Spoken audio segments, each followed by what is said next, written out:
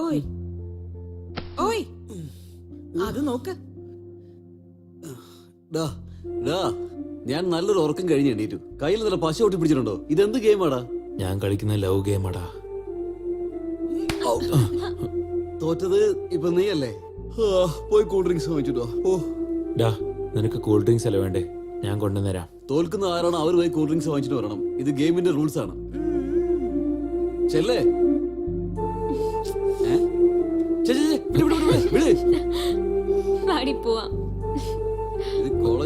Sandhya, I love you.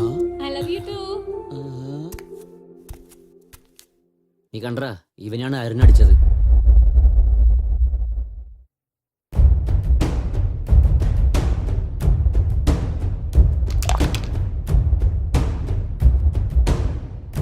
ഇങ്ങോട്ട് നോക്ക്. ഈ കോക്ടിനെ പിടിച്ച് ഞെരിച്ചെന്ന് പറഞ്ഞ് ഇന്നലെ നടന്ന സംഭവം മറക്കാൻ പറ്റുമോ? ലഡു, നീ എവിടെയാണ് ഉള്ളത്?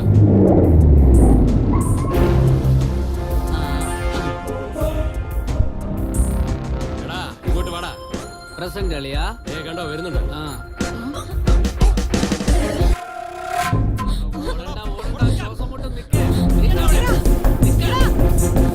അങ്കിൾ, ഹലോ, സന്ധ്യൻ ആരും രണ്ടുപേരും ഓടിച്ചിരുന്നു അങ്കിൾ. വാട്ട്?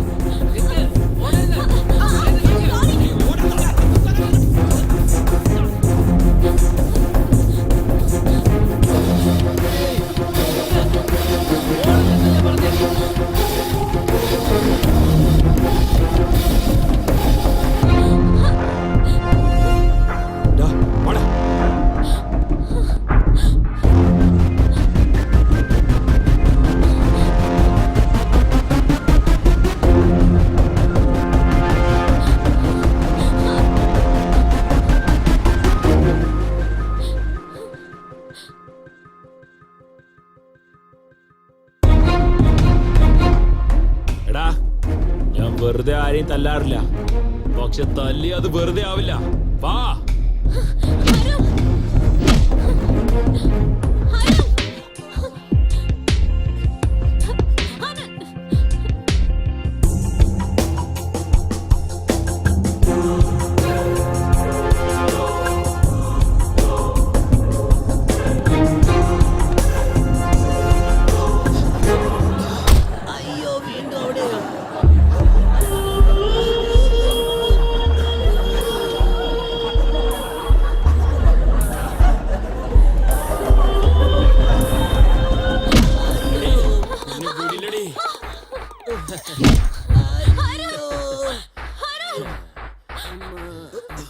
അരുൺ,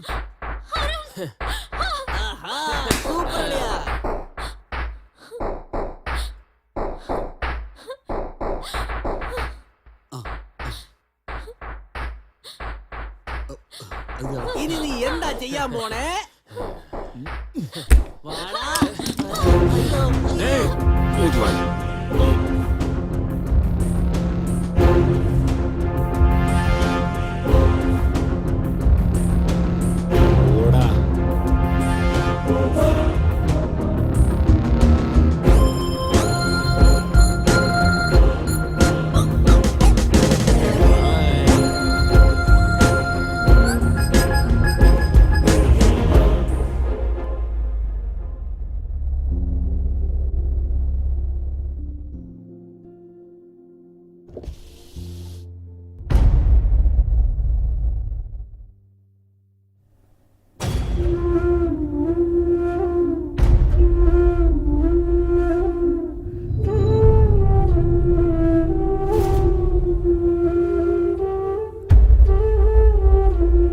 പിന്നെന്ത് സംഭവിച്ചു ബ്രദർ?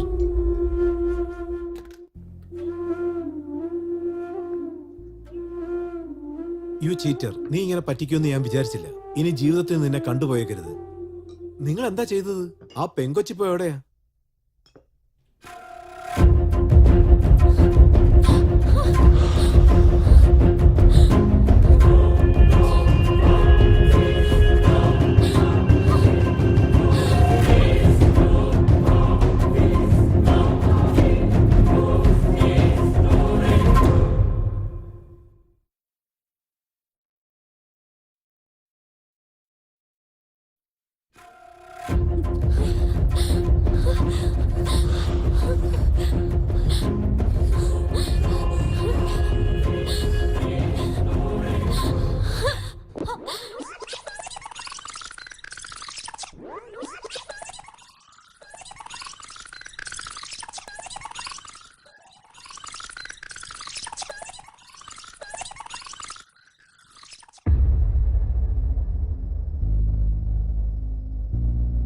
ഈ കാലത്തിലുള്ളവരൊക്കെ ഇങ്ങനെ തന്നെയാ. കല്യാണത്തിന് മുമ്പ് എല്ലാം അറിഞ്ഞേക്കണമെന്ന് വിചാരിക്കും. അതെ ഇക്കാലത്തെ പിള്ളേരുണ്ടല്ലോ, ഒന്നും പറയാനില്ല. എടാ മര്യാദക്ക് സംസാരിക്കടാ. മോളെ നീ ചെല്ലേ.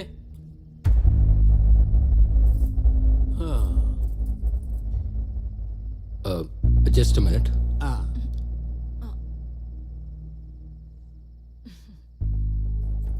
മോളെ സന്ധ്യ, ഈ പ്രേമം സ്നേഹം എന്നൊക്കെ പറഞ്ഞത് അവന് ഇഷ്ടല്ല.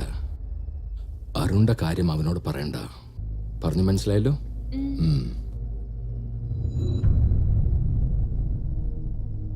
ഈ സ്വീറ്റ് എന്തിനാ ചെയ്തതെന്ന് എനിക്കറിയില്ല. നന്നായിണ്ട്. നീ ഒരെണ്ണം എടുത്തോ. ആ പിന്നെ സ്വീറ്റ് വളരെ നന്നായിണ്ട് കേട്ടാ. സന്ധ്യേ, ഇത് നോക്ക്. നിന്റെ മനസ്സിലുള്ള എന്തും നിന്നെ കല്യാണം കഴിക്കാൻ പോകുന്ന ചെറുക്കനോട് നിനക്ക് തുറന്നു പറയാം മോളെ. എന്തായാലും നീ സ്നേഹിക്കുന്ന അരുണിന്റെ കാര്യം അവനോട് പറയുന്നതായിരിക്കും നല്ലതെന്ന് തോന്നുന്നു. ഗോ.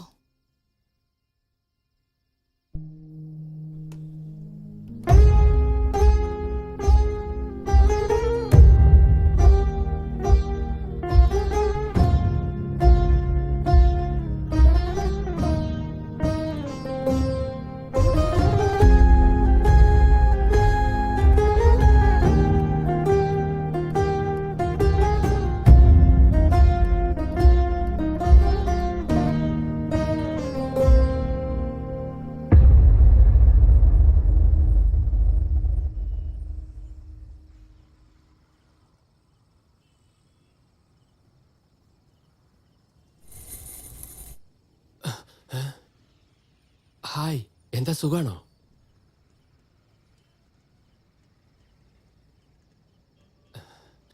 ഈ സാരിയിൽ കാണാൻ നല്ല ഭംഗിയുണ്ട്. എന്തെങ്കിലും ഒന്ന് സംസാരിക്കടാ മോനെ. മുകളിലെ ചന്ദ്രനും താഴെയുള്ള ട്രാഫിക്കും നല്ല തണുത്ത കാറ്റും നല്ല രസമുണ്ടല്ലേ?